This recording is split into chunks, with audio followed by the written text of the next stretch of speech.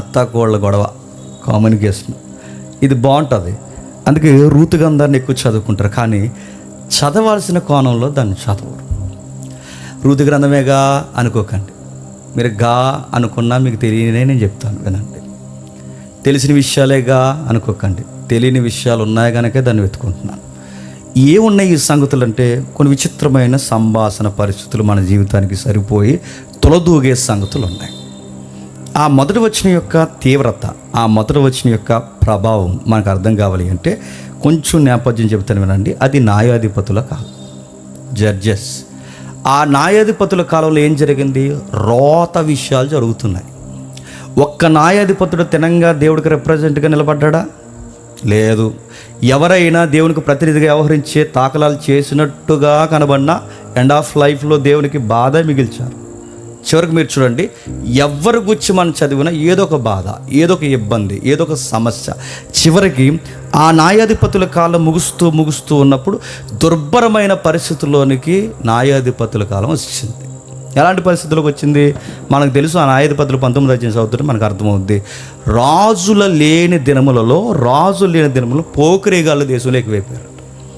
పోకిరీగాళ్ళ దేశంలో ఎక్కువైపోతే ఏం చేస్తారు? వాళ్ళ ఇష్టం, మోకదుమ్మడి దాడి చేస్తారు, అవసరమైతే ఏదైనా చేస్తారు. స్త్రీ అని లేదు, పురుషుడు అని లేదు. వాళ్ళకి కావాల్సింది ఏంటంటే, ఈ మాట నేను అంటున్నాను, తప్పుగా అనుకోకండి, ఈ గ్రావిటీ కోసం ఈ పదం ఉపయోగిస్తున్నాను.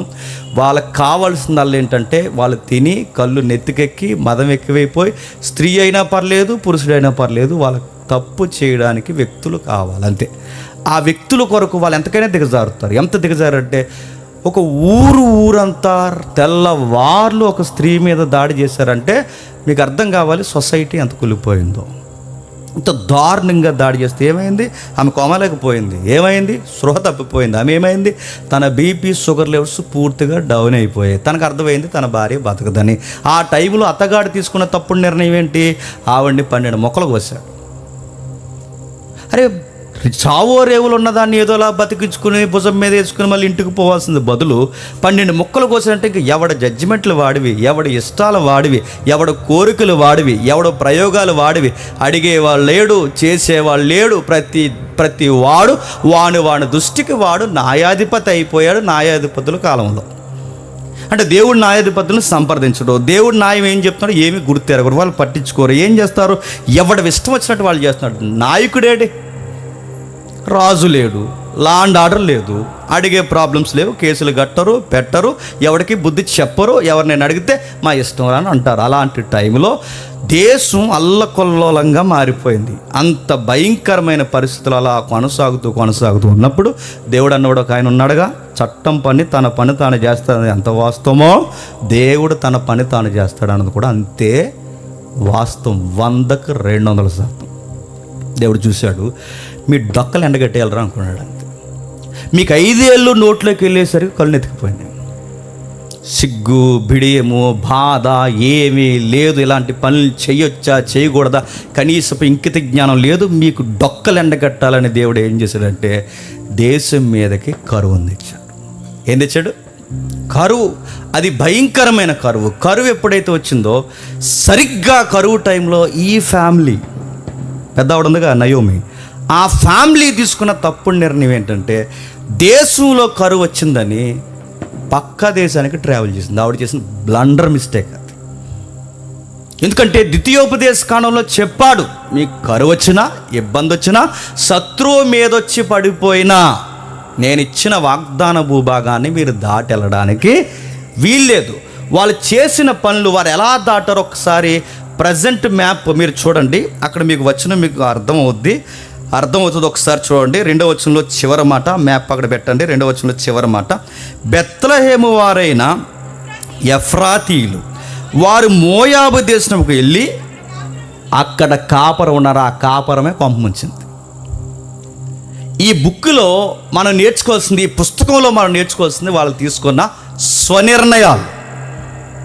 మ్యాప్ మీరు చూడండి. బెత్లెహేం అక్కడ ఉంటారు వాళ్ళు, ఇజ్రాయెల్ ఏరియా, దక్షిణ భూభాగం. ఆ ఏరియాలో ఉన్నవారు ఇలా ట్రావెల్ చేసి ఈ మధ్యలో ఉన్నది ఏంటంటే డెడ్ సీ, మృత సముద్రం. ప్రపంచంలో అతి ఉప్పు సారం కలిగిన సముద్రం ఏదో ఉందంటే గుర్తుపెట్టుకోండి, డెడ్ సీ. మనిషి పడుకుంటే తేలాడే సముద్రం డెడ్ సీ. ఈ రోజుకి మెడిసిన్కి ఉపయోగకరమైన ఏరియా లేదా సీ డెడ్ సీ. దాని మొత్తం సముద్రం అనరు, నల్ల సముద్రం అని కూడా అంటారు. ఎందుకంటే అంత ఉప్పు తీవ్రత ఉంది కనుక అందులో జీవులు బతకడం చాలా కష్టం. పైగా ఉప్పు తీవ్రత ఎక్కువ ఉంది కనుక చర్మ వ్యాధులు ఎవరికైనా ఉంటే బెస్ట్ స్టోరెస్ట్ ప్లేస్ లేదా మంచి మెడిసిన్ ఏంటంటే అక్కడ పోయేసారి స్నానం చేస్తే మొత్తం గజంత వదిలిపోతుంది. ఎలకండి ట్యూబులు అమ్ముతున్నారు ఇక్కడ. సరే, అక్కడ ఉన్నారు. ఆ కిందికి అలా దిగితే అలా దిగి ఈ ఏదైతే ఉందో మన డెడ్ సీకి కింద ఇంకో భూభాగానికి మధ్యలో చిన్న వారధి మాదిరి ఒక లైన్ ఉంటుంది. ఆ లైన్లో నుంచి లోపలికి వస్తారు. గుర్తుపెట్టుకోండి, డెడ్ సీ కంటే ఇప్పుడు మ్యాప్ ఎలా ఉందిగా, మన లెఫ్ట్ సైడ్ ఏదైతే ఉందో ఇదంతా కానాను భూభాగం, దేవుడు కోరుకుని స్థిరపరిచిన భూభాగం. ఇది కానాను భూభాగమే, కాకపోతే ఇంకా ఇది పూర్తిగా ఆక్యుపై చేయలేదు. ఎందుకు? అప్పటికి మోయాబీలు, అమోనీలు ఉన్నారు. ఆ మోక ఇంకా ఉండిపోయారు. పూర్తి విజయం ఇంకా రాలేదు. అది ఎందుకు విజయం రాలేదు, ఇంకా గోత్రాలు ఎందుకు ఉండిపోయి, అదొక చరిత్ర. దాని గురించి మాట్లాడుకుంటే మనకు తెల్లారిపోద్ది. ఆ విషయం పక్కన పెట్టండి. అయితే ఈ ఏరియాలో ఉండాల్సింది, వాగ్దాన భూభాగంలో ఇక్కడ ఉండాల్సిన వారు సరాసరి ఎంపిక చేసుకుని ఎక్కడ పోయారంటే మోయాబు దేశానికి పోయారు. అది వాళ్ళు చేసిన మిస్టేక్. పోయి ఏం చేశారు? వెళ్ళినట్టున్నారా? వెళ్ళిన వాళ్ళు వెళ్ళినట్టు ఉండకుండా ఏం చేశారంటే బంధాలు ఏర్పరచుకున్నారు. అక్కడి నుంచి వెళ్ళడమే ద్వితీయోపదేశకాండం 23వ అధ్యాయం ప్రకారం తప్పు. చూపిస్తాను రెఫరెన్స్. అక్కడి నుంచి వెళ్ళడమే ద్వితీయోపదేశకాండం 23వ అధ్యాయం ప్రకారం తప్పు. రెండవ తప్పు ఏంటంటే వెళ్ళిన వాళ్ళు వెళ్ళినట్టు ఉండగా ఆ ఊరు అమ్మాయిని పెళ్లి చేసుకుంటే ఏం జరిగింది? అక్కడ బంధాలు ఏర్పడ్డాయి. బంధాలు ఏర్పడితే ఏమైంది? బాగుందలే జీవితం, ఇంకా ఈ దేశపు కోడల్లో మా కోడలు అయిపోయారు, ఇక చెప్పేది ఏముంది, చూసేది ఏముంది, ఇక ఇక్కడ లైఫ్లో ఇంక ఇలా సెటిల్ అయిపోదాం, ఇక్కడే ఉండిపోదాం అనుకున్నాం. దేవుని చిత్తం కదా అక్కడ ఉండిపోవడమా? అక్కడే ఉండిపోదాం, ఏదోలా స్థిరపడిపోదాం అనుకున్నారు. అనుకున్నట్టు జరిగితే జీవితం ఎందుకు అవుద్ది? మీరు అనుకున్నది మీరు నచ్చిందల్లా చేసేస్తే దేవుడు బ్లెస్ చేస్తాడు. మీరు ఎలా అనుకుంటున్నారు? వారి వాక్యానికి విరుద్ధంగా వెళ్ళారు కనుక కరెక్ట్గా 10 years తిరిగేసరికి 2 కొడుకులు చచ్చిపోయారు. ఎవరిద్దరు కొడుకులు చనిపోయారు? నయోమి గారు 2 కొడుకులు చచ్చిపోయారు. ఎందుకు చనిపోయారు? మీరు ఏమంటే చెప్పండి. వాళ్ళ వాక్యానికి వ్యతిరేకంగా వెళ్ళారు. లైఫ్ని డిజైన్ చేసుకున్నాం అనుకున్నారు, ఇక లైఫ్ బాగుంది అనుకున్నారు. కానీ ఎక్స్పెక్ట్ చేయని న్యూస్ ఏంటంటే కొడుకులు 2 చచ్చిపోయారు. కొడుకులు 2 చనిపోయారా? ఆ పెద్ద ఆయన కూడా చనిపోయాడు. మొత్తం ఆ ఇంట్లో వాళ్ళందరూ ఏమైపోయారు చెప్పండి? వేదవరాండ్లు అయిపోయారు. ఏది ఆధారం అనుకున్నారో, ఏది ధైర్యం అనుకున్నారో, ఏదైతే వాళ్ళతో ఉంటుంది అనుకున్నారో ఆ సంబంధం చూస్తుండగా తెగిపోయే పరిస్థితుల్లోకి వచ్చేసింది. ఇంకేం చేస్తారు? తర్వాత మళ్ళీ ఒక విషయం అర్థమైంది. ఇజ్రాయెల్ దేశంలో 10 సంవత్సరాల తర్వాత కొడుకులు చనిపోయారు, కోడళ్ళు ఉన్నారు. ఒక వార్త నయోమి దగ్గరకు వచ్చింది. నయోమి, నీకు విషయం చెప్పాలి. మళ్ళీ మీ దేవుడు దేశాన్ని కరుణించి దేశంలో సమృద్ధిని దయచేస్తున్నాడు. మళ్ళీ ఆహారం బెత్లెహేములో దొరుకుతుంది. ఇది గుడ్ న్యూస్. మళ్ళీ దేశంలో ఆహారం దొరుకుతుందన్న వార్త ఎప్పుడైతే వచ్చిందో నయోమి నిర్ణయం మార్చుకుంది. ఏమని? ఇక చావో రేవో పోయి ఇక సొంత వాగ్దానం దేశంలోనే చనిపోవాలి, ఇక నా చివరి శ్వాస దేవుని భూభాగంలోనే చనిపోవాలని నిర్ణయించుకుంది. ప్రయాణానికి బయలుదేరిపోయింది. కోడళ్ళిద్దరు అక్కడ ఉన్నారు. ఇద్దరికి ఒక మాట సజెషన్ ఇచ్చింది. అమ్మ, మీకు విషయం చెప్పాలి. నేను వయసు అయిపోయిన దాన్ని, అక్కడెక్కడ తిరిగి ఏదో గుప్పుడు మెతుకులు తినేసే జీవితాన్ని మమ అనిపిస్తాను. అంతే, జీవితం ఏదో అయిపోతుంది, ముక్కు మూసుకుంటే జీవితం అయిపోతుంది. ఇప్పుడు నాతో ఉండి, వయసు అయిపోయింది నాతో ఉండి, వయసు ఉన్న మీరు మీ మానసిక శారీరకమైన కోరికలు మీరు చంపేయడం సబబు కాదు. తల్లిగా మీకన్నా ఒక పెద్ద వ్యక్తిగా నేను చెప్తున్నాను, మీకు ఇంకా వయసు ఉంది, మంచి అబ్బాయిలు దొరుకుతారు, మీరు వెళ్ళి పెళ్లి చేసుకోండి. చాలామంది వార్పాన్ని తిడతారు. వార్పాన్ని తిట్టకండి. వార్పా ప్లేస్లో నువ్వున్నా చెప్పండి, నేనున్నా ఖచ్చితంగా అదే నిర్ణయం తీసుకుంటాం. సామాజిక నిర్ణయం ఒకటి తీసుకుంది. ఆలోచించింది. అత్తయ్య గారితో వెళితే నిజమే, ఏముంటుంది, ఆమెకు వయసు అయిపోయింది. అత్తయ్య గారితో ఉంటే ఏముంది, నిజమే, తనకు లైఫ్ లేదు, మాకు లైఫ్ ఉంది. అత్తయ్య అంటుందిగా వెళ్ళిపోమని. ఉండి ఏం చేస్తాం? అత్తయ్య గారు చెప్పినట్టు మళ్ళీ మా నాన్నగారు వాళ్ళ దగ్గరికి పోతే ఏదో ఒక సంబంధాన్ని ఎదుగుతారు, పెళ్లి చేస్తారు, లైఫ్ ఏదో ఇంకా గడపాలి అని తన నిర్ణయం తీసుకుని వెళ్ళిపోయే ప్రయత్నం చేసింది. వెళ్ళిపోయింది. మరో అమ్మాయి ఉంది అక్కడ. నువ్వు వెళ్ళవే అని అడిగింది. నేను వెళ్ళలేను అత్తయ్య అంది. ఏ అని అడిగింది. నువ్వు నాకు తోడు ఎత్తుక్కోమని చెప్తున్నావు, రివర్స్ నేను అడుగుతున్నాను, మేం పోతే నీకెవరు తోడుంటారని అడిగింది. ఈ టైంలో నీకు తోడు చాలా అవసరం. ఆ పాయింట్ నాకు తెలుసు. నాకు ఎలాగైనా తోడు వస్తుంది, రాకపోవచ్చు, రాకపోయినా నష్టం లేదు. కానీ తల్లి లాంటి దాన్ని నిన్ను వదిలేసి నేను ఎక్కడికి పోను. నా లైఫ్ నేను ఎత్తుక్కుని నేను పోతే రేపొద్దున, అది వాళ్ళ డిస్కషన్ జరుగుతుంది చూడండి, నా లైఫ్ నేను ఎత్తుక్కుని రేపొద్దున పోతే అత్త నీకెవరు ఉంటారు? నువ్వు తిన్నావా ఉన్నావా అని అడిగే వాళ్ళు ఎవరు ఉంటారు? 10 ఏళ్ళు కలిసి బతికాం, 10 ఏళ్ళు కలిసి నవ్వాం, 10 ఏళ్ళు కలిసి ఏడ్చాం. అందరూ కుటుంబంలో పురుషులు చనిపోతే అందరం కలిసే ఏడ్చాం. చావో రేవో ఇలా జరిగేది ఉంటే ఉంటుంది. నేను వెళ్ళలేను కాక వెళ్ళలేను అంతే. ఆమె మాటలకు అత్త ఫిదా అయిపోయింది. సరిగ్గా ఆ టైంలో ఒక మాట అంది, నేను వచ్చేస్తాను అత్త, నువ్వెన్నంటే చెప్పు, నువ్వెన్ని మాటలు అంటాను, ఒక మాట అయితే చెప్తున్నాను, నేను ఖచ్చితంగా నీతో వస్తా. వాళ్ళిద్దరూ బాగానండి, వాళ్ళిద్దరూ ఆ నిర్ణయం తీసుకుని అక్కడి నుండి బెత్లెహేముకి వస్తే ఏం జరిగిందో చెప్పే స్టోరీయే చెప్పాలి. ముఖ్యాంశాలు రూతు గ్రంథం. ఇది కూడా అర్థమైపోతే రేపు పొద్దున్నే తూర్పు అయిపోయిందో చెప్పండి. ఇదే దాని బ్యాక్గ్రౌండ్. అంటే ఇది అంటే ఒక అత్తాకోళ్ళ మాట్లాడుకుని ఆ మోయాబు దేశం నుంచి ఎక్కడికి వస్తారు? బెత్లెహేముకి వచ్చారు. ఎందుకు? మ్యాప్ దాటి వెళ్ళారు. మళ్ళీ 10 సంవత్సరాల తర్వాత ఆహారం దొరుకుతుందని అత్తగారు వచ్చేస్తానంది. ఆ పెద్ద కోళ్ళు వెళ్ళిపోయింది. చిన్న కోళ్ళ మాత్రం రూతు ఎథిక్స్ని ఫాలో అయింది. ఈ కోరికలు, ఈ సంసారాలు ఇవన్నీ దైవ చిత్తం, కానీ ముందు నిన్ను వదిలేసి మాత్రం నేను వెళ్ళలేను అంతే. మొత్తం మీద వచ్చింది, బయటకు వచ్చారు. ఏం జరిగిందో చెప్తున్నారు. ఇప్పుడు బాగా వినండి. ఇలాంటి 2 ఎదవరాండ్లు పరిస్థితి ఏ విధంగా నడిచింది, క్షమించండి, నడిపించాడు దేవుడు అన్నదే రూతు గ్రంథం. 2 భర్త లేని స్త్రీల ఎడల దేవుడు వ్యవహరించిన శైలి చాలా బ్యూటిఫుల్గా ఉంటుందండి. ఆ గ్రంథాన్ని చదువుతుంటే అరే దేవుడు వీళ్ళని కూడా ఫోకస్ చేస్తాడా అని. మీరు బైబిల్ చదువుతుంటే మీరు ఉదయం కూడా వినండి. నేను రామేశ్వరంపేటలో చెప్పింది, కానీ మీరు ఉదయం నుంచి ఇప్పటి వరకు చెప్తున్న ఇదంతా ఒకే ప్యాటర్న్లో మీరు వినండి. వీలైతే మీరు దేవుడు ఎలాంటి వారిని కోరుకుంటారంటే, ఐటీ సెక్టార్లో ఉన్న వాళ్ళని చెప్పండి, సాఫ్ట్వేర్ ఎంప్లాయీలని చెప్పండి, ఈ టిక్ మంది తిరిగే టిక్టాక్ బ్యాచ్ని కాదు కోరుకునేది.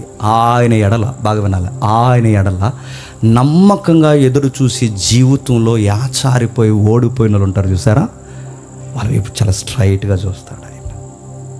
నయోమి వచ్చింది, ఏమైంది? పేద విధవరాలు, పేదోళ్ళు. ఇప్పుడు ఆ పేద విధవరాలకి మళ్ళీ పేద విధవరాల్లో పేద కోళ్ళు. ఆవిడెవరు? రూతమ్మ. వీళ్ళిద్దరూ ఈ దేశానికి వచ్చారు. ఏం జరుగుతుంది ఒకసారి మీరు ఆలోచించండి. విధవరాండ్ల పరిస్థితి సొసైటీలో ఎలా ఉంటుంది? ఉదాహరణకి 80 ఏళ్ళు సుమారు. ఇప్పుడు మనది ఎన్నో స్వతంత్రం జరుగుతుందండి. ఇప్పుడు నెక్స్ట్ జెండాలో విధంగా చెప్పండి, ఎంత? 75 78 కరెక్టేగా? సి అంటారు లైవ్లో. ఓకే సార్, 78 సంవత్సరాలు సుమారు. రౌండ్ ఫిగర్ 80 సంవత్సరాలు చూసుకోండి. 80 సంవత్సరాలు అంటే స్వతంత్రం, రాజ్యాంగ ధృవీకరణ జరగడానికి ముందు 80 ఏళ్ళు వెనక్కి వెళితే విధవరాండ్ల పరిస్థితి మన దేశంలో ఏంటి చెప్పండి? ఏంటి మన దేశంలో విధవరాండ్ల పరిస్థితి? భర్త చనిపోతే భర్త స్థితి మంటల మీద ఎవరిని కాల్చేశారు? కాల్చేయాలంతే. ఆ కాల్చేస్తున్నప్పుడు చెబుతున్న స్లోగన్ ఏంటో తెలుసా? అది ఆమె కర్మ. ఆమె జీవితం అలా రాసిపెట్టుంది. తన జీవితంలోకి అలాంటి భర్త వచ్చాడు. ఇప్పుడు చనిపోతే ఆమె సొసైటీలో ఏం చేస్తుంది? ఆయన లేనప్పుడు ఎవరికి సేవలు చేస్తుంది, ఎవరికి ఉడుగుని చేస్తుంది. అందుకే సనాతన ధర్మం ప్రకారం చంపేయండి. ఆ రోజున్న ఉన్మాదపు చర్యల పుస్తకం ఉంది, పేరు నేను చెప్పట్లేదు, కానీ దాని ప్రకారం చంపేశారు. చంపలేదని ఇప్పుడు ఏదో క్లైమ్ చేసుకుంటున్నారు, కానీ చంపారు. హిస్టరీని ఎవడో మార్చలేరు. దానికి గవర్నమెంట్ కూడా చట్టాలు చేసింది. చట్టాలు గవర్నమెంట్ చేసిందంటే పక్కా కల్చర్ ఇండియాలో ఉందనేగా. బ్రిటిష్ గవర్నమెంట్ కూడా దాని అబ్యూజ్ అని చెప్పిందంటే ఖచ్చితంగా అది జరిగిందనేగా. 80 ఏళ్ళు వెనక్కి వెళితే విధవరాండ్లు మరుగుతుంది, చంపేశారు. ఇంకా ఒకవేళ బతకనిస్తే వాళ్ళని ఎదురు రానివ్వరు, వాళ్ళ ముఖం చూడరు, వాళ్ళ ఒక శుభకార్యానికి ఉండరు. జస్ట్ 80 ఏళ్ళు వెనక్కి వెళ్ళండి. పోనీ 80 ఏళ్ళు ముందుకు వచ్చి ఇక్కడ నిలబడినాడు. ఇప్పటికీ విధవరాండ్లని శుభకార్యాలకి పిలుస్తారా? ఆవిడెందుకులేండి అంటారు. ఆవిడ వస్తే నచ్చదు, ఆవిడ ఎక్కువ ఇన్వాల్వ్ అయితే ఇష్టపడరు. ఎందుకంటే ఆ భర్త లేని స్త్రీ శుభకార్యాలకి రావడానికి ఇష్టపడరు. ఆమెను వచ్చినట్టు పైకి అలా పలకరించినా కానీ ఈవిడొచ్చింది ఏంటండి అనుకుంటారు. ఎప్పటికీ ఆ వాదన గుండెల్లో బతుకుందా లేదా? పొద్దున్నే వాళ్ళ ముఖం చూడడానికి ఇష్టపడరు, పొద్దున్నే ఎదురు రావడానికి ఇష్టపడరు, వాళ్ళని ఎక్కడా గౌరవించరు, సమాజంలో గౌరవించరు, కుటుంబంలో గౌరవించరు. ఒక్క మాటలో చెప్పాలంటే ఈ పదం అంటున్నాను, వాళ్ళు లెక్కల్లో లేని మనుషులు. కామెడీగా అనుకోవాలంటే ఆటలంటి పండు అలంతే. వాళ్ళని పెద్ద ఏం పట్టించుకోరారు. 80 ఏళ్ళు వెనక్కి వెళితేనే ఇంత దారుణంగా ఉంటే ఇప్పుడు మీరు వెనక్కి రండి. ఇక్కడి నుంచి క్రీస్తుకి 2000 సంవత్సరాలు. ఎంత? ఇక్కడి నుంచి యేసుక్రీస్తు వరకు 2000 సంవత్సరాలు. అక్కడి నుండి ఎంత రూతు కాలానికి? సుమారు 1200 నుంచి 1300 సంవత్సరాలు, 1300 సంవత్సరాలు. అంటే ఇక్కడి నుంచి అక్కడికంటే సుమారు 3300 లేదా 3200 సంవత్సరాల క్రితం ఎదవరాణ్ణి ఎలా చూస్తారో ఒక్కసారి మీరు గెస్ చేయండి. 80 ఏళ్ళు వెనకాల ఇంత దారుణంగా చూస్తే 3200 సంవత్సరాల క్రితం ఇక విధవరాణ్ణి ఎలా చూస్తుంటారు? పైగా పేదది ఎలా చూస్తారు చెప్పండి? సమాజం పట్టించుకోదు, బంధువులు పట్టించుకోరు, ఎవ్వరు పట్టించుకోరు. తన పరిస్థితి ఏంటి, తన ఊర్లో తన గురించి ఏం మాట్లాడుకుంటారు? వెళ్ళిందండి, ఏదో సంబంధాలు కలుపుకుందండి ఎరగదిద్దామని, మళ్ళీ తిరిగి వచ్చిందండి. ఏమి సాధించిందండి ఈ ముసలిది? అయ్యిందండి. ఎన్ని గుసగుసలు పడతాయి, ఎన్ని మాటలు అంటారు, ఎన్ని పొడిసే మాటలు అంటారు. ఒక్కటేంటి రెండేంటి అనాల్సిన మాటలన్నీ అన్నారు. అలాంటి టైంలో మీకు గుర్తుపెట్టుకోండి, ఒక ఊర్లో ఒక పేద విధవరాలు, బాగా వినాలి, ఒక ఊర్లో ఒక పేద విధవరాలు, పనికి రానిది, దేవుని ఆజ్ఞకు వ్యతిరేకంగా వెళ్ళిపోయి మరో దేశంలో తెస్టేసి మళ్ళీ తిరిగి వచ్చిన ఒక పేద విధవరాలు ఒక పల్లెటూరులో మూలన అక్కడుండి నా బతుకేంటని వేసారిపోయి చూస్తున్న టైంలో తన లైఫ్లోకి దేవుడు ఇన్వాల్వ్ అయ్యాడంటే మీకేమనిపిస్తుందో నాకు తెలియదు, కానీ నా వెంట్రుకలు ఒకేసారి ఇలా లేచినట్టు అనిపిస్తుంది. మీకేమనిపిస్తుందో నాకు తెలియదు. అరే వీళ్ళు ఎవర్రా అంటే వాళ్ళు చెప్పుకోదగ్గ స్త్రీలు కాదు. వాళ్ళు ఎవర్రా అంటే సొసైటీలో వాళ్ళకంత బెంచ్ మార్క్ ఏమీ లేదు. వాళ్ళు ఎవర్రా వాళ్ళ గురించి చెప్పుకోవడానికంటే వాళ్ళ ఐటీ సెక్టర్లో పనిచేసే స్త్రీలు కాదు, వాళ్ళ సాఫ్ట్వేర్ ఎంప్లాయీస్ కాదు, వాళ్ళు హై ఎడ్యుకేటెడ్గా ఉన్న పీపుల్స్ కాదు. వాళ్ళు ఎవరో చదువులేనిది, అంతంత మాత్రమే జీవితం జీవించేది. గుప్పడి మెతుకులు ఈ రోజు ఉంటే మళ్ళీ 4 రోజుల తర్వాత ఏంటో అడ్రస్ లేనిది, పరగేరుకుంటే కానీ బతుకు లేని ఒక ఆడది. రేపొద్దున ఎలా బతకాలో తెలియని, దిక్కు మక్కు తెలియని, గ్యారంటీ లేని ఒక అభాగ్యురాల జీవితం. అలాంటి లైఫ్లోకి దేవుడు ఇన్వాల్వ్ అవ్వడం ఏంటి? ఇన్వాల్వ్ అవ్వడం కాదు. ఇజ్రాయెల్ దేశం కుళ్ళిపోయినప్పుడు వ్యభిచారాలతో, హత్యలతో, నరహత్యలు, ముక్కలుగా మనుషులు నరుక్కుంటున్న టైంలో ఇజ్రాయెల్ దేశానికి వెలుగునివ్వడానికి దేవుడు ఎంపిక చేసిన ఫ్యామిలీ అడ్రస్ ఏంటని ఆలోచిస్తే విధవరాండ్ల కుటుంబం ఎంత వింతగా ఉందో చూడండి. దేశానికి వెలిగివ్వడానికి ఈ పేదదా, దేశానికి వెలిగివ్వడానికి ఈ పేద కుటుంబమా, దేశానికి వెలిగించడానికి ఇదిగో ఈ పనికిరాని ఎవరైతే ఉన్నారో ఈ పెద్దావిడ, ఆ విధవరాండ్ల కోడ, వీళ్ళని దేవుడు ఎంపిక చేస్తున్నాడు. నువ్వు నమ్మలేని నిజం, వాళ్ళనే ఎంపిక చేస్తున్నాడు. దేవుడు కార్యాలు ఎలా ఉంటాయో తెలుసా? మనం అనుకుంటాం రాజుల కుటుంబం నుంచో, మోతుబర్ల కుటుంబం నుంచో, ఎక్కడి నుంచి రారు. వాళ్ళు వచ్చిన తినంగా సేవ చేయరు. ఎవరు కావాలో తెలుసు దేవుడికి? మళ్ళీ చెప్తున్నాను, నలిగిపోయి జీవితంలో యాసారిపోయి గుప్పడి మెతుకుల కోసం ఏడ్చే వాళ్ళు ఉంటారు చూసారా, లగ్జరీ అంటే తెలియని వాళ్ళు ఉంటారు చూసారా, వాళ్ళు ఉంటారండి దేవుని కోసం.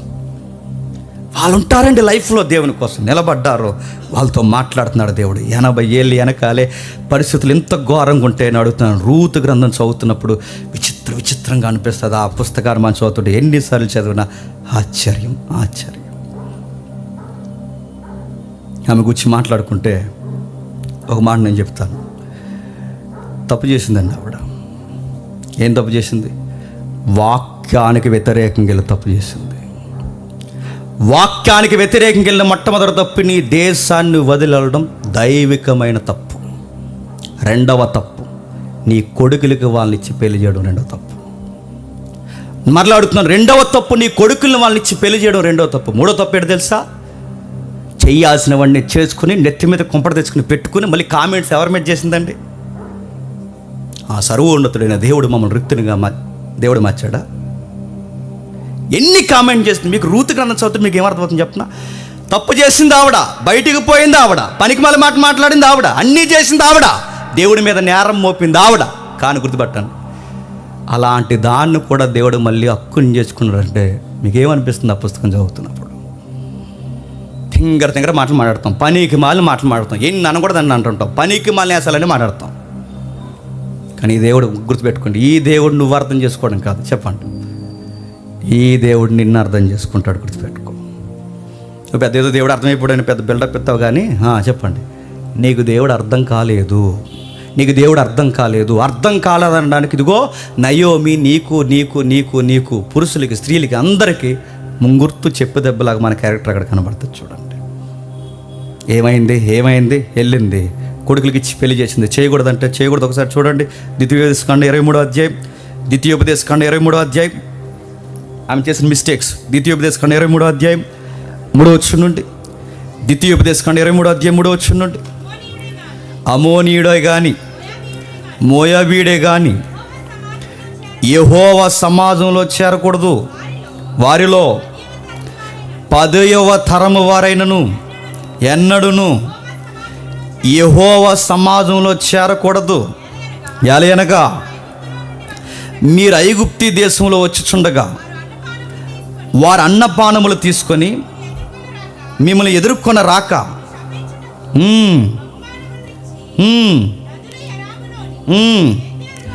ఏమేమి చేస్తారో మీకు తెలుసు. వాళ్ళ కలవకూడదు, వాళ్ళతో బంధాలు పెట్టకూడదు, మీ సామాజిక జీవితంలోకి వాళ్ళు దూరకూడదు. అదే ద్వితీయోపదేశకాండం 7వ అధ్యాయం ఇంటికి వెళ్ళిన తర్వాత చదవండి, 3-4 వచనాలు కలిపి ఉంటాయి. అదే ద్వితీయోపదేశకాండం 7వ అధ్యాయం 3-4 వచనాలు చదవండి. ఈ వచనాలు ఆవిడ దాటిపోయిందా లేదా? దాటింది. వాళ్ళతో కలవద్దంటే కాపురం పెట్టింది, వాళ్ళ దగ్గర ఉండొద్దంటే ఏలే మా బంధువులు అంతే, వాళ్ళతో ఉండడానికి వీల్లేదంటే ఏ లేకపోతే మేము ఉండలేమంది. వెళ్ళింది, వాళ్ళతో కహానీలన్నీ చేసింది, చేసి ఏం చేసింది? వద్దన్న అన్యుల పెళ్లి చేసింది. దేవుడు ఆదికాండం నుంచి ప్రకటన గ్రంథం వరకు మీరు చూడండి, అన్యులతో పెళ్ళిళ్ళు వద్దని ఊరకే అండ, ఆయన గుర్తుపెట్టుకోండి, ఊరకే అనడు. ఎందుకంటే వాళ్ళ పెరిగిన కల్చర్, బిహేవియర్, వాళ్ళ లివింగ్ లైఫ్ ఖచ్చితంగా ఎఫెక్ట్ మీ మీద పడుతుంది. పేద చెబుతారు ఏమనంటే, నా భర్త నేనే, వాళ్ళతో నాకు సంబంధం ఏముంది, నా భార్య నేనే, వాళ్ళతో నాకు సంబంధం ఏముంది, ఆ పిల్ల వచ్చిన తర్వాత నా పిల్లని నేను మార్చేసుకుంటాను, ఆ పిల్లోడు వచ్చిన తర్వాత ఆ పిల్లోడు నేను ఈ బొంద మార్చుకుంటాను. నువ్వు మార్చుకోలేవు కాక మార్చుకోలేవు. మళ్ళీ చెప్తున్నాను, నువ్వు మార్చుకోను. ఎక్కడో దేవుని కృప బట్టి ఎక్కడో 1 జంట 2 జంటలో ఉండొచ్చేమో కానీ 99% జంటలు, మళ్ళీ చెప్తున్నాను, అన్యులతో బయట వారితో మీరు బంధాలు ఏర్పరచుకుంటే ఖచ్చితంగా క్రైసిస్ తప్పదు, ఇబ్బందులు ఖచ్చితంగా ఎదుర్కోవాలి. వాళ్ళు వస్తున్నప్పుడు ఒక్కరే రారు, వాళ్ళు పెరిగిన వాతావరణంలో నుంచి వస్తారు, వాళ్ళ బ్యాక్గ్రౌండ్ నుంచి వస్తారు, వాళ్ళ కల్చర్ నుండి వస్తారు, వాళ్ళ బిహేవియర్, వాళ్ళ లివింగ్ లైఫ్ ఏదైతే ఉందో అంత బ్యాక్గ్రౌండ్తో అమ్మాయి నీ లైఫ్లోకి వస్తుంది. నువ్వేమనుకుంటున్నావంటే చీర కట్టుకుని వచ్చేస్తుంది అనుకుంటావు, కాదు.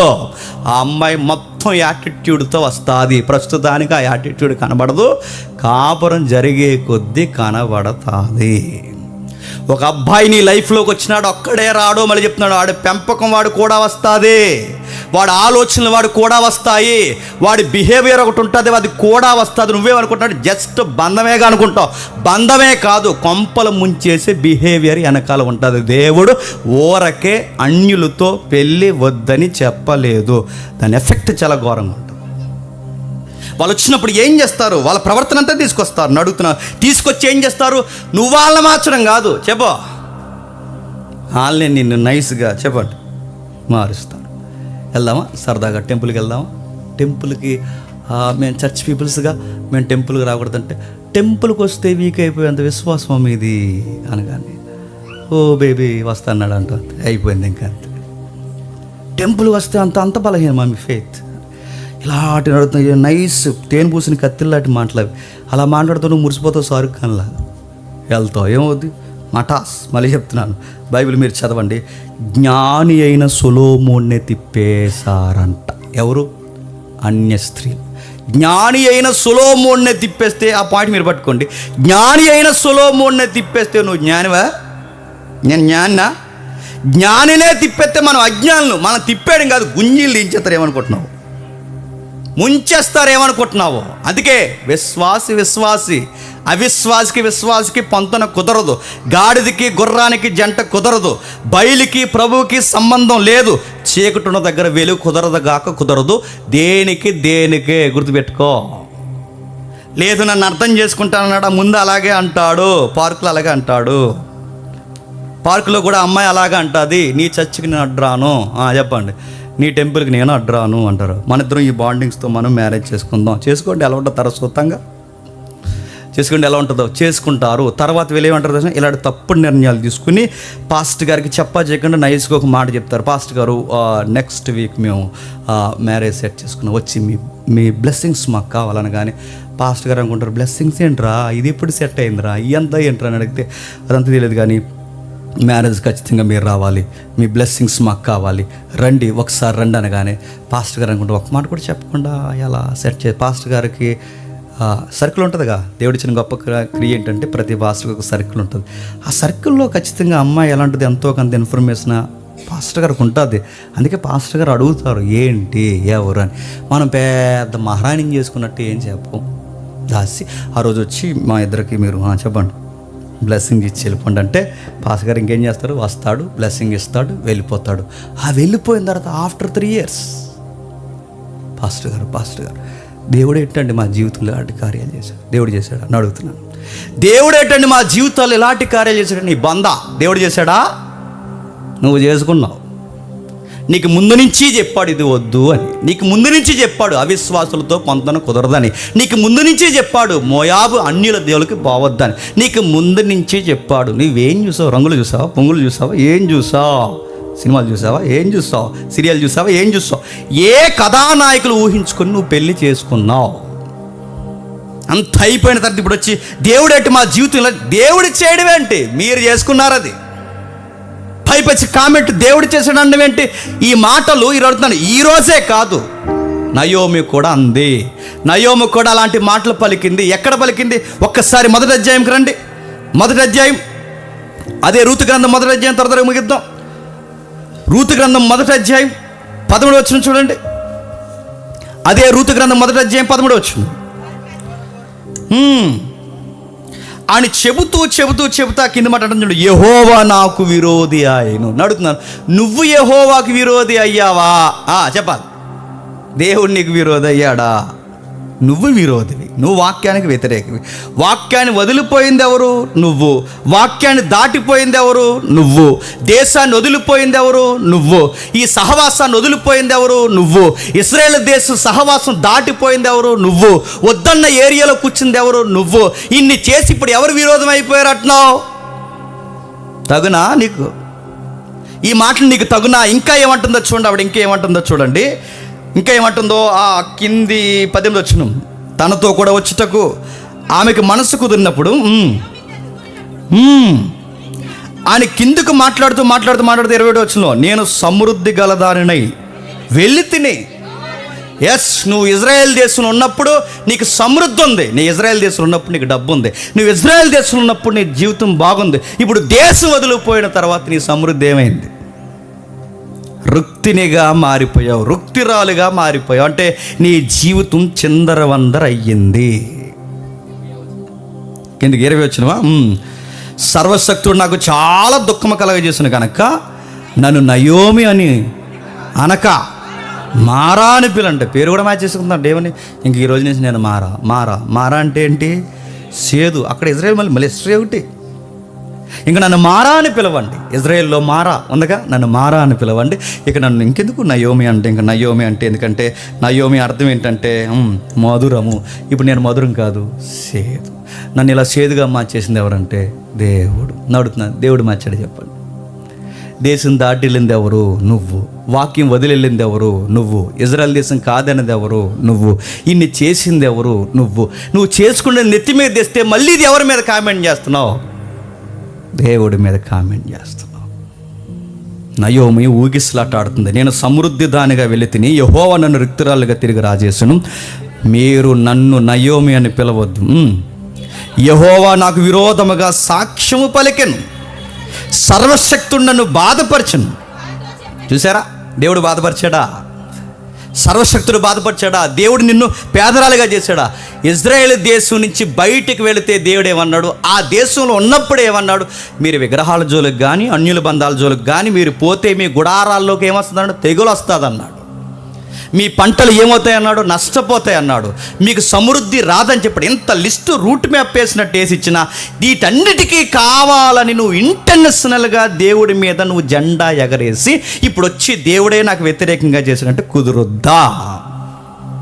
కుదరదుగా కుదరదు. చాలామంది చేసే తప్పుల్లో ఒక తప్పేడు చెప్పిన, మనం తీసుకున్న నిర్ణయాల వల్ల మనం నష్టపోయి నష్టం మాత్రం ఎవరి మీద వేస్తాం చెప్పండి. అంతా దేవుడే చేశాడండి. మనం తీసుకున్న నిర్ణయాలు మనం నష్టపోయి ఆ నష్టాన్ని దేవుడి జాబితాలు వేస్తాం. సంవత్సరం అంతా వీడు చదవలేదంట, టిక్టాకులతో సరిపోయిందంట. వీడికి ఎగ్జామ్స్ వస్తాయట, ఆ టైంలో వీడు ఏమీ రాయలేదట.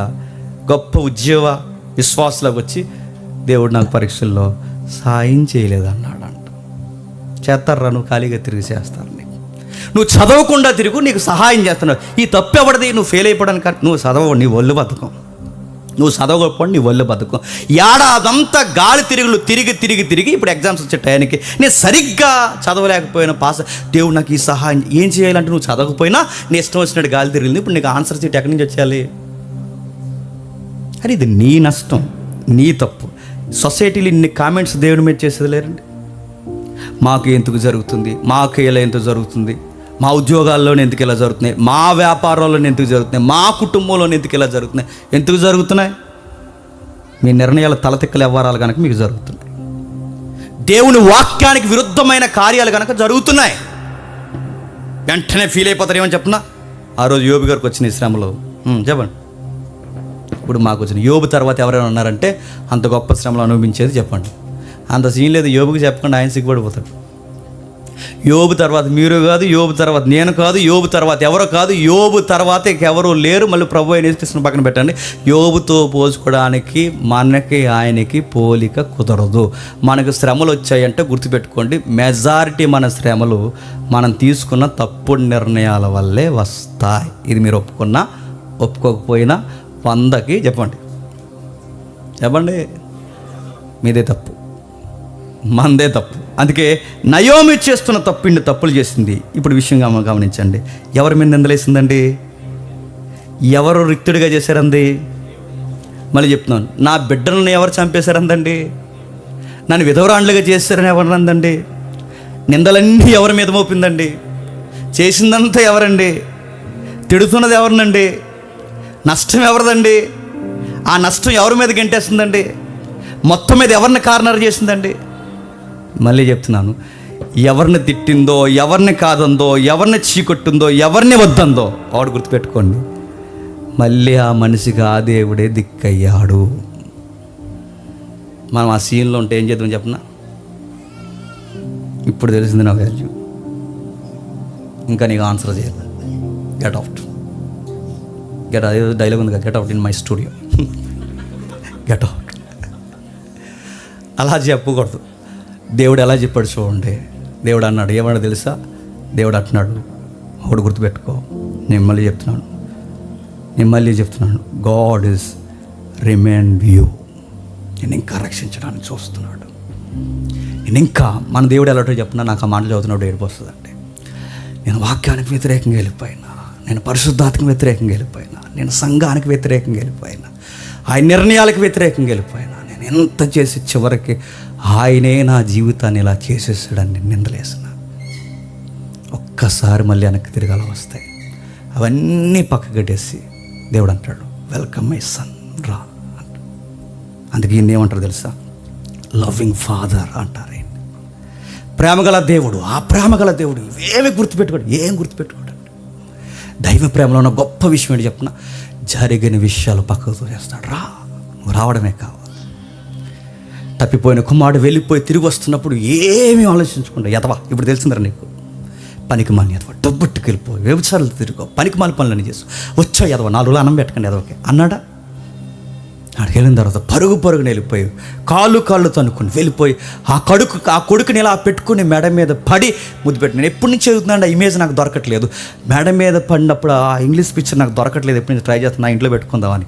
ఆ మెడ మీద పడినప్పుడు అండి వాళ్ళ ఫాదర్ హక్ చేసుకుని ఇచ్చిన కిస్ అది ఉంటుంది, ఆ స్టాంప్ ఇక్కడ పడుతుందండి ఆ అబ్బాయికి. అంటే ఆడు ఎంత మురుకోడైపోయాడు మీరు చూడండి. ఆ మురుకులో వాళ్ళ ఫాదర్ ఆయనకి కిస్ చేసుకుంటే ఆ స్టాంప్ మాత్రం లిప్స్ అక్కడ పడతాయి అంటే అంత మురుకోడుగా ఉన్నా కానీ ఆ మురుకు ఆ తండ్రికి కనబడలేదు. మరి చూడండి, నయోమిలోంచి మనం నేర్చుకోవాల్సింది చెప్పిన, నయోమి నీకు చెప్తుంది, నాకు చెప్తుంది, ఈ దేవుడు ఎంత గొప్ప దేవుడు అంటే మనం ఆయన తిట్టినా, ఆయన వాక్యాన్ని దాటిపోయినా, ఆయన సంఘాన్ని సహవాసాన్ని వదిలేసిపోయినా, ఆయన ఆత్మకి వ్యతిరేకంగా మనం ఒక్కరోజు ఆయన వైపు మనం తిరిగితే మళ్ళీ హక్కుని చేర్చుకుని దీవించే గొప్ప దేవుడు ఈ సైన్యములకు అధిపతి. చెప్పండి, యెహోవా దేవుడు. చేర్చుకున్నాడు, నిజంగా జరిగించాడు. నయోమి చేసిన జీవితంలో మంచి నిర్ణయం ఏంటి చెప్పిన, నయోమి చేసిన మంచి నిర్ణయం ఏంటి చెప్పిన, ఆవిడ అన్ని తప్పులు చేసింది, లైఫ్లో ఒక మంచి పని చేసింది. ఆ మంచి పని ఏంటంటే వెనక్కి తిరిగి వచ్చింది, అదే మంచి పని. అక్కడే కనుక అలా ఉంటే రివైవల్ లేదు తన లైఫ్లో, అక్కడే కనుక అలా ఉంటే తన జీవితంలో ఉద్యమం లేదు. ఆమె జీవితంలో చేసిన అతిపెద్ద మంచి పని ఏదన్నా ఉందంటే వెనక్కి వచ్చింది, అదే ఆవిడ చేసిన మంచి పని. తిరిగి వచ్చింది. ఎంత గొప్పగా, లెక్కల్లో లేని విధవరాండ్ని నిందలు మోపుకుంటూ గుసగుసలు మాట్లాడుకునే విధవరా. అసలు చెప్పుకోవడానికి ఏముంది ఆవిడ గురించి? ఏమీ లేదు ఆవిడ గురించి చెప్పుకోవడానికి.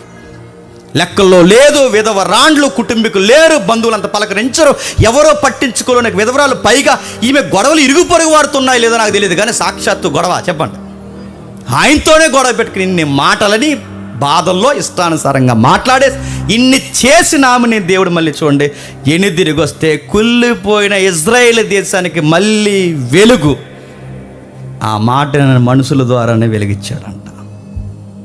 అది బుక్ ఆఫ్ రూత్. చదువుతుంటే ఎంత ఎంత ఎంత అందంగా అనిపిస్తుందో. దీని అత్తకోళ్ళ సీరియల్లో చదివారు, అలా చదవకండి దీన్ని. రివైవల్ బుక్, మళ్ళీ చెప్తున్నాను, రివైవల్ బుక్. ఉద్యమం స్టార్ట్ చేస్తుంది ఆ ఏరియాలో. జడ్జెస్ టైంలో ఒక ఉద్యమం స్టార్ట్ అయింది. ఎవర్రా ఉద్యమానికి నాంది పలికిందంటే విధవరాండ్లు. ఎవర్రా ఉద్యమానికి జెండా పైకెత్తిందంటే దేవుని తిట్టుకున్న వాళ్ళు. ఎవర్రా ఈ ఉద్యమానికి ఇంత కారకులంటే ఒకరోజు దేవుడిని వద్దని వెళ్ళిపోయిన వాళ్ళు. మనందరికీ ఈ యొక్క రెఫరెన్స్ బేస్ చెప్తున్నాను, ఇప్పటికీ మించిపోయింది ఏం లేదు.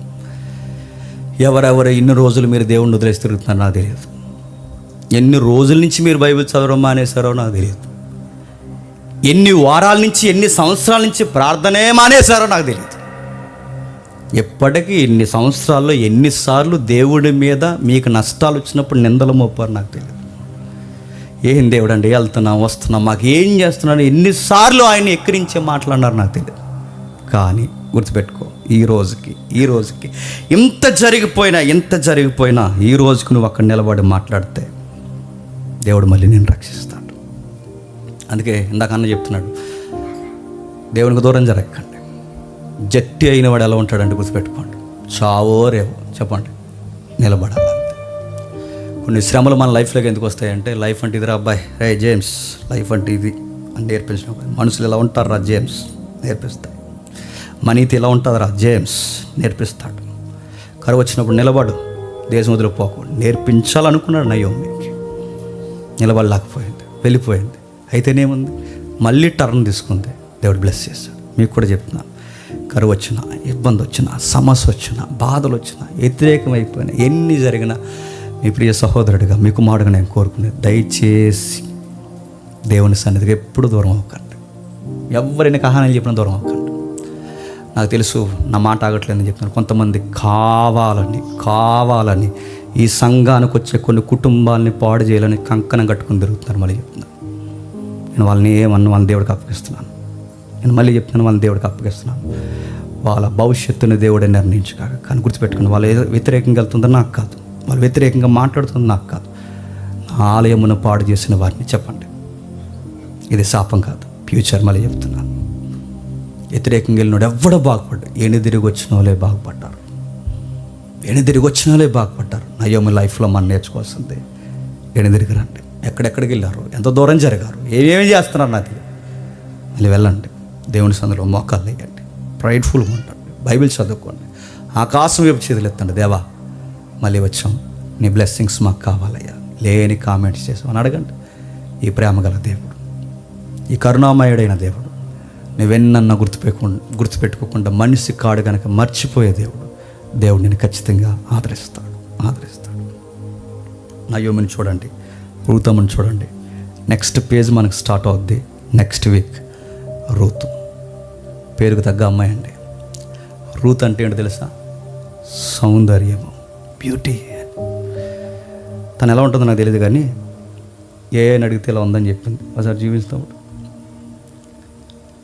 అమ్మాయి ఎలా ఉంటుందో తెలియదు, కానీ చూసిన వెంటనే తను శారీరకంగా బాగుంటుందో లేదో నాకు తెలియదు, కానీ అదిగో అలాగే ఊహించుకుని చదవండి పుస్తకాన్ని. బాగుంది కదా? ఆ గోధుమ శనగల్లో ఆ ఎన్నులు ఏరుకుంటూ బ్యూటిఫుల్ లైఫ్ అంటే ఉంది. అవన్నీ పక్కన పడేసి ఒక వృద్ధురాలు కొరకు తన లైఫ్ని రిస్క్లో పెట్టింది చూసారా? అది సౌందర్యం అంటే. లింగులింగమని 10వ తరగతి పాస్ చేసరికి 2 గిన్నెలు కడగవంటే అన్నదట. షట్, నేను గిన్నెలు కడగల? స్టూపిడ్ మాటలు మాట్లాడకండి. అయ్యే వద్దు. ఆ అమ్మాయిని చూడు, తల్లి లాంటి దాన్ని ఎంత గౌరవిస్తుందో చూడు. ఆ బ్యాగ్ పక్కడేసి ఆ సీపు పెట్టుకుంటే ఏం మాట్లాడుతున్నావు? ఇట్స్ మీ, ఏం సీపు పెట్టుకోవాలి? అయ్యే వద్దు. ఆ అమ్మాయిని చూడు, అంత అందగత్తే, చక్కటి పిల్ల, ఎండలోకి పోయి ఆ గోధుమలేరు తన తల్లి లాంటి అత్త కోసం అంత కష్టపడుతుందంటే నేను అనుకుంటాను సౌందర్యం అంటే ఆ బయట కనబడుతుంది కాదు, కానీ తన మైండ్లో ఉంది చూసారా, థాట్స్. అది సౌందర్యం అంటే. ఇలాంటి అమ్మాయిలు సొసైటీలో ఉంటే ఎంత బాగుంటుంది. ఇలాంటి అమ్మాయిలు కుటుంబంలో ఉంటే ఆ కుటుంబాలు ఎంత బాగుంటాయి. ఇలాంటి అమ్మాయిలు సంఘంలో ఉంటే ఆ సంఘాలు ఎంత బాగుంటాయి. అలాంటి తల్లులు క్రైస్తవ తరపున నిర్ణయాలు తీసుకుంటే ఎంత బాగుంటాయి. నెక్స్ట్ వీక్ చూద్దాం రూతమ్మ చరిత్ర. మీరు రూత్ అనగానే సమంత రూత్ని జ్ఞాపకం చేసుకోకండి.